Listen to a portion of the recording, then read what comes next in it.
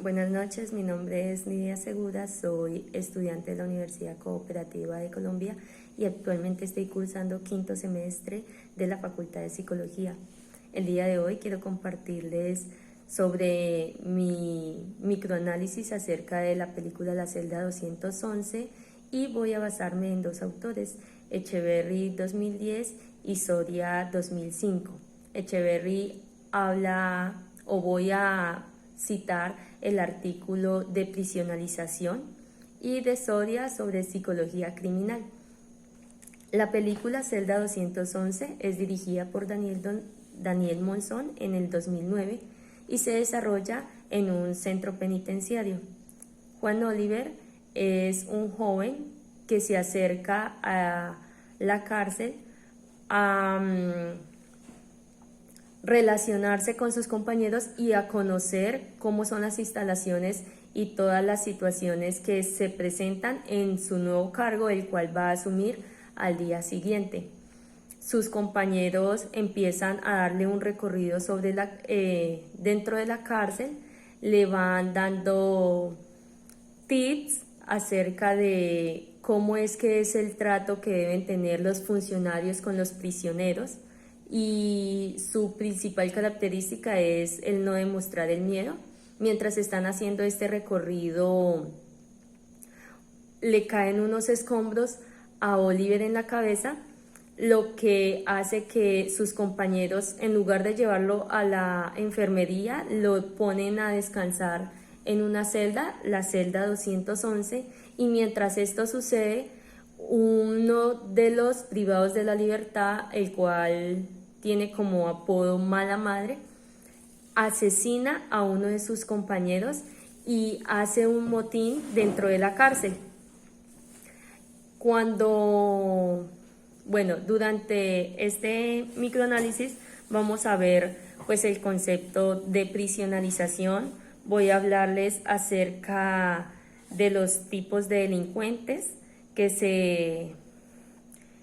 se forman en la población reclusa. Vamos a hablar de los efectos psicológicos de la prisionalización para ponerlos en contexto. Esto es psicología penitenciaria.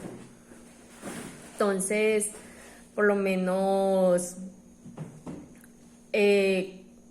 Oliver es cuando se despierta, él estaba dentro de la celda lastimado, pero cuando él reacciona se da cuenta que está solo, no están sus compañeros al pie y que dentro de la cárcel se está haciendo un alzamiento. Entonces él reacciona rápidamente y empieza a quitarse su correa, los cordones de los zapatos, su teléfono, su billetera, toda su documentación, y se saca la camisa, lo que nos hace referencia a que él se hace pasar ahora por un privado de la libertad, por un preso. ¿Por qué hace esto? Pues con el fin de salvarse, de proteger su vida y hacerse pasar por uno de ellos, pasar por desapercibido para que los presos no lo ataquen. Voy a hablarles ahora qué es prisionalización.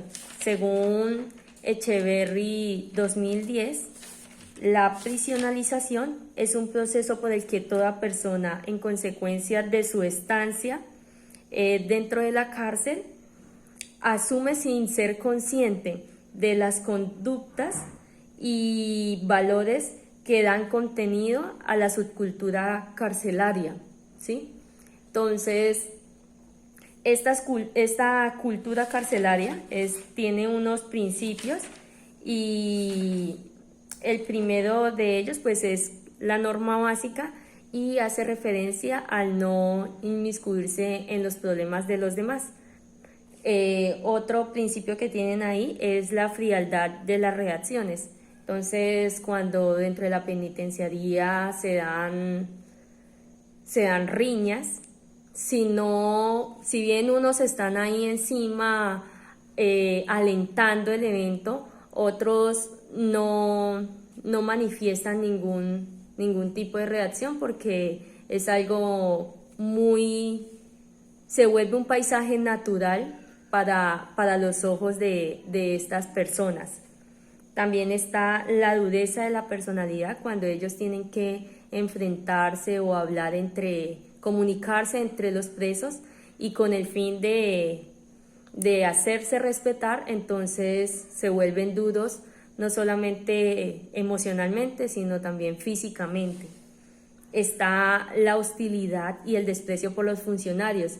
Entonces, aquí con este principio hago referencia a la actitud que toma Oliver, porque es obvio que si él demuestra su personalidad, demuestra quién es en realidad, lo más probable es que pueda ser asesinado ahí dentro de la cárcel por los mismos presos. Entonces, por eso opta por hacerse pasar por otro privado de la libertad.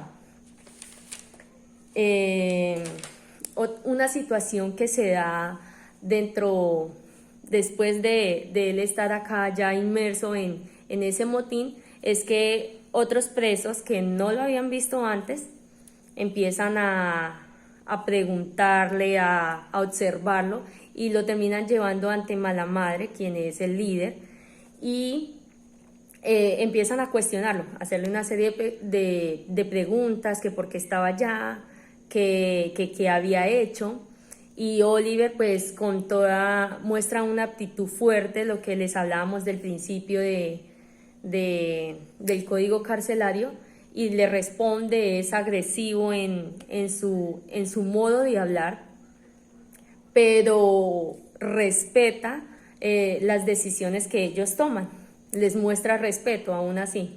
Entonces Mala Madre le exige que se quite la ropa, y cuando él se baja sus pantalones evidencian que no tiene ropa interior, entonces lo apodan calzones. Eso que está viviendo ahí en ese momento Juan Oliver es uno de los efectos de la prisionalización. Efectos hay varios, está la ansiedad, la despersonalización, la pérdida de la intimidad, la falta de control sobre la propia vida, la ausencia de expectativas y la sexualidad. Entonces vamos a nombrar algunos de ellos que se dan con las escenas de la película. Oliver empieza a buscar la manera de ganarse como aliado pues a Mala Madre como líder, con el fin de mantenerse con vida dentro de la cárcel. Entonces empieza a darle ideas, a apoyarlo, ¿sí? Pero todo con el fin de sobrevivir. Mala Madre empieza a hacerse como una relación empática ahí hacia Oliver. Entonces, una escena más adelante es cuando por lo menos tienen que hablar con el delegado con el que están negociando, porque cuando hacen este motín es con el fin de exigir unos derechos, de exigir un mejor trato, que en otro ambiente de la psicología jurídica está lo que es la psicología de la víctima, y en este caso ellos hacen parte como la víctima secundaria, que es esa víctima de las entidades públicas, ¿sí? Pero bueno, volvemos aquí a lo que es la psicología penitenciaria y la psicología criminal.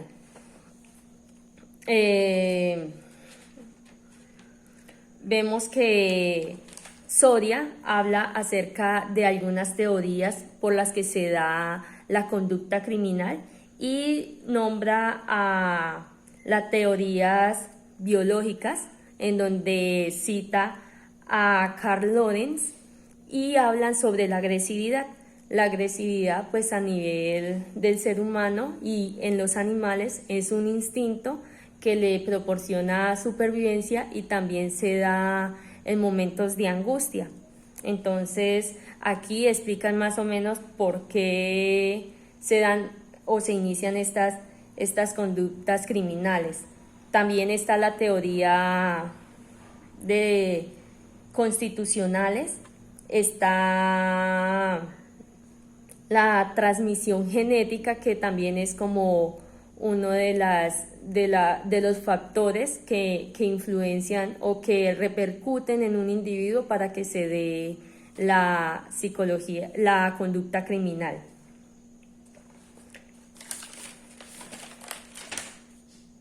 Bueno, a Oliver le suceden una serie de situaciones, y una es que tiene que, para poder sobrevivir, niega a uno de sus compañeros y no puede interceder ni ayudar, aunque él trata, pero o sea, haciéndose demostrar fuerte, que no lo conoce, siendo duro, pero tiene que dejarlo en manos de otros presos que le están haciendo daño. Y también en otra ocasión más adelante, cuando iban a asesinar a uno de los terroristas, que era con quienes estaban amenazando a los directores del centro penitenciario, con asesinar a estas personas, las tenían como rehenes. Él, para protegerse, para que no entrara el SMAC y de pronto terminaran muertos en un combate, entonces él lo que hace es darle ideas. Entonces le dice que en lugar de matarlo, que él le corte una oreja, y mala madre lo que hace es ponerlo a él. Él nunca había tenido, pues, no mostraban que él había tenido una conducta criminal, y aquí empieza esa historia con Oliver. Posteriormente también hay otro hecho, y es que las mismas personas, que la sociedad que tiene familia dentro de un centro penitenciario, también se ven sometidas a angustias, se ven sometidas a todo este tipo de dinámicas que se dan cuando no tienen a su familiar cerca, sino que está, pues, dentro de un centro penitenciario. Ellos sabían que estaba ocurriendo el motín y van a reclamar, van a pedir y a solicitar ayuda sobre sus familiares, y entre esos pues está la esposa de Juan Oliver, que está en estado de embarazo y que se preocupa, y se enfrenta esta gente, empieza ahí un disturbio y se enfrenta con el ESMAD, y la esposa termina siendo golpeada por uno de los funcionarios del centro penitenciario y termina en la clínica. Luego de que están dentro de la cárcel, Oliver ve cómo golpean ve que su esposa estaba entre ese disturbio. Entonces se preocupa y empieza a solicitarle a mala madre que le ayuden con su esposa. Y cuando se sigue desarrollando la película, finalmente la esposa termina muerta en el centro clínico. Entonces él se llena de rabia y solicita que le lleven a este funcionario, que lo bajen al centro penitenciario y lo pongan frente a él. Empieza a reclamarle, y este hombre, pues, al darle sus razones, y para protegerse porque los demás presos iban a golpearlo, lo que hace es aventar o revelar que Juan Oliver, pues, no es un recluso, sino que es un funcionario. Oliver, pues, debido a esta situación que es estresante, le generó estrés el acabarse de enterar de que su esposa había sido asesinada. Coge con un instrumento que tenía y asesina a este hombre, lo degolla, y después se va a una celda, intenta suicidarse. Entonces aquí por lo menos vemos ya la ansiedad, la despersonalización, que son la falta de control sobre su propia vida, que son esos efectos de la prisionalización, por las que este hombre, que si no hubiese estado en este contexto, probablemente no hubiese hecho una conducta criminal. Entonces son situaciones que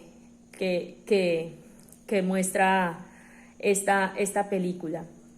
Otra rama de la psicología jurídica es la psicología del testimonio. También tenemos otra escena donde uno de los funcionarios que lo deja dentro de la celda ve todo ese proceso por el que pasa Oliver hasta que termina finalmente muerto, y porque uno de los presos dentro de la cárcel lo asesina. Entonces empieza a dar ese testimonio. La psicología del testimonio se basa principalmente pues en la entrevista y en el análisis de contenido de esta entrevista. Evalúa varios puntos y como la estructura lógica, las asociaciones externas mal elaboradas, las correcciones espontáneas, la cantidad de detalles que da una persona cuando da su testimonio. También está la autodesaprobación. Cuando hay una escena en la que este funcionario manifiesta que él se sentía culpable de no haber llevado a Oliver a la enfermería, que lo más probable hubiera sido que estuviese vivo, sino que lo deja en esta celda y finalmente pues Oliver él intenta quitarse la vida y después termina muerto. Entonces vemos cómo dentro de un centro penitenciario se pueden ver involucradas muchas ramas de la psicología jurídica, pues como la psicología penitenciaria, la psicología criminal, la psicología del testimonio, la psicología de la víctima. Este es pues mi microanálisis acerca de la celda 211 y los invito a ver la película para que ustedes también puedan sacar sus conclusiones y asociarlos a la teoría de la psicología jurídica. Muchas gracias y que pasen buena noche.